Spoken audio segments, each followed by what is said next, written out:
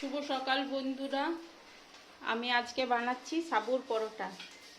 কিভাবে বানাচ্ছি আপনাদেরকে বলে দিচ্ছি। সাবুটাকে শুকনো কড়াইয়ে একটু ভেজে নিয়েছি। ভাজার পরে ঠান্ডা হওয়ার পর একটু মিক্সির বাটিতে গুঁড়ি নিয়েছি, একদম পেস্ট করে নিয়েছি, একদম আটা যেমন হয় অমনিভাবে গুঁড়ি করে নিয়েছি সাবুটা।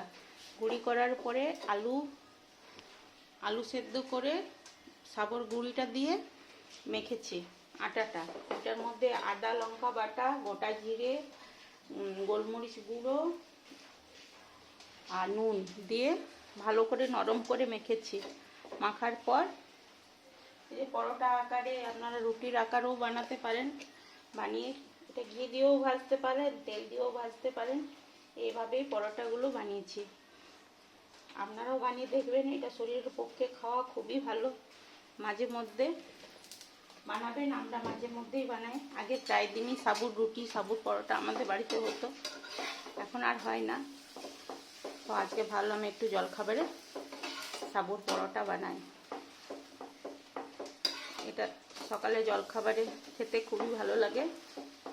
দেখুন আমার পরোটা এর আগেও বানানো হয়ে গেছে অনেকগুলো, এই যে। আর এই পাশে এই যে চাও হয়ে গেছে, আর এই যে পরোটার সঙ্গে আলু ভাজা। আর আপনারা দই দিয়েও খেতে পারেন, আর ধনেপাতার চাটনি দিয়েও খেতে পারেন, যার যেটা দিয়ে খেতে মন। এই হলো আজ সকালের জলখাবার। আবার দেখা হবে অন্য কোনো ভিডিওর সাথে।